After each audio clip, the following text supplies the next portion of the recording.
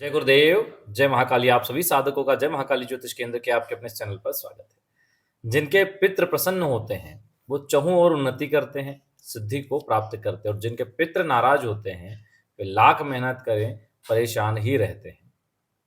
कई बार लोगों को पता नहीं होता, उन्हें लगता है हमने पितृदोष के लिए ये पूजन करवा लिया, वो पूजन करवा लिया, लेकिन पूजन की जब तक बारीकियाँ आपको पता नहीं होती है, तब तक पितृदोष से मुक्ति नहीं होती है। तो कैसे पता करें कि हमें पितृदोष है या नहीं है? पितृ हमारी मदद करेंगे या नहीं करेंगे? कौन-सी साधना करें जिससे पितरों की सिद्धि हमें होगी या नहीं होगी, ये भी पता चले? हमारे पितृ भटक रहे हैं या फिर उनकी मुक्ति हो चुकी है? अगर हैं आस-पास तो अवश्य हमारी मदद करेंगे, नहीं हैं तो अच्छी बात है। हम उनके हमारे अच्छे-बुरे कर्मों के लिए उनसे माफ़ी माँग लेंगे। तो किस प्रकार इस सिद्धि को किया जा सकता है और ये पता किया जा सकता है कि वास्तव में हमें पितृदोष है, तो उसका कैसा निवारण करें, पितृ हमारी कैसे मदद करेंगे और नहीं है, तो क्या कोई हमें भ्रम में डाल रहा है? तो एक ऐसी ही साधना और पूजा की जाती है, 41 दिन का एक अनुष्ठान किया जाता है, जिससे कि आपको ये बात क्लियर हो जाएगी। हालाँकि इसको स्त्रियाँ नहीं करती, केवल पुरुष ही करते हैं। अगर किसी घर में पुरुष ना हो, बिल्कुल भी ना हो, तब स्त्री कर सकती है। लेकिन अगर पुरुष है, तो पुरुष ही इस प्रयोग को कर सकते हैं। यह प्रयोग या तो हनुमान जी के मंदिर में होगा या फिर बंद कमरे में होगा, जहाँ पर हनुमान जी की आप प्रतिमा स्थापित करें छोटी-सी या फ़ोटो स्थापित करें। उस कमरे में किसी ने जाना नहीं चाहिए।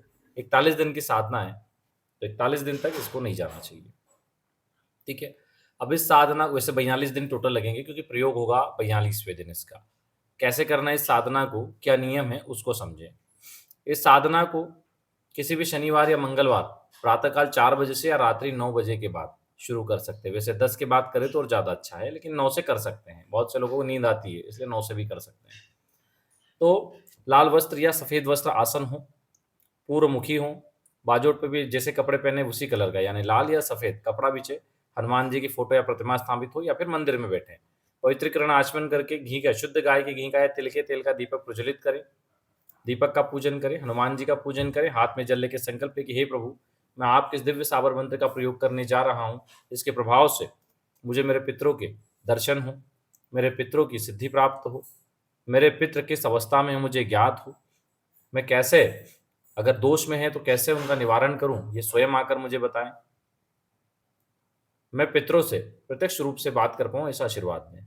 ऐसा संकल्प लेके जल छोड़ दें। उसके बाद आप पूजन करेंगे। अब इसका पूजन और प्रयोग कैसे करना है उससे पहले इसका मंत्र नोट कर लें। फिर इसके विधान कैसे करना है, प्रयोग और क्या इसमें लगेगा भोग वगैरह, क्या नियम है वो बता देते हैं। पहले मंत्र नोट कर लें।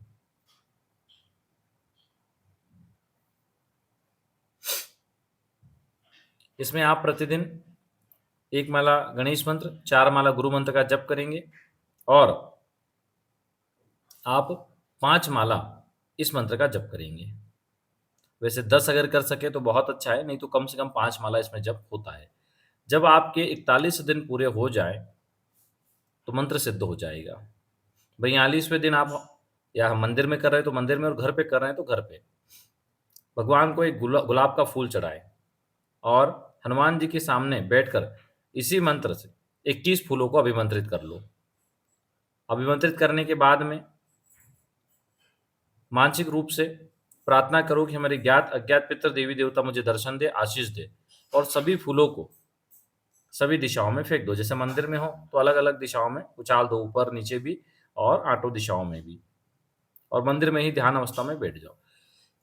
अगर वहीं पर आपको आवाज़ आती है, पितृ दर्शन देते हैं तो बहुत अच्छी बात है, नहीं देते हैं तो चिंता की बात नहीं, आप घर आ जाएँ। और घर पर अगर हैं, आप घर पे साधना कर रहे हैं तो घर के ऊपर छत पे जाके आप कर सकते हैं, उन फूलों को फेंक सकते हैं। अगर छत पे नहीं, आप कमरे में ही सोते हैं, वहीं सोने की व्यवस्था है आपकी, तो आप कमरे में ही सभी दिशाओं में फेंकें, आठों दिशाओं में भी, ऊपर-नीचे 2 दिशाओं यानी 10 दिशाओं में। ठीक है? बाकी फूल बिखेर दें और वहीं ध्यान करें। अगर आपके पितृ हैं आस-पास तो आपको उनकी आवाज़ सुनाई देने लगेगी या वो प्रत्यक्ष होंगे। किसी कारणवश ऐसा नहीं होता है तो आप वहीं पर सो जाएँ रात को। अगर मंदिर में कर रहे हैं तो घर आके सो सकते हैं, नहीं तो वहाँ घर पे कर रहे हैं अकेले कमरे में तो कमरे में सो जाएँ।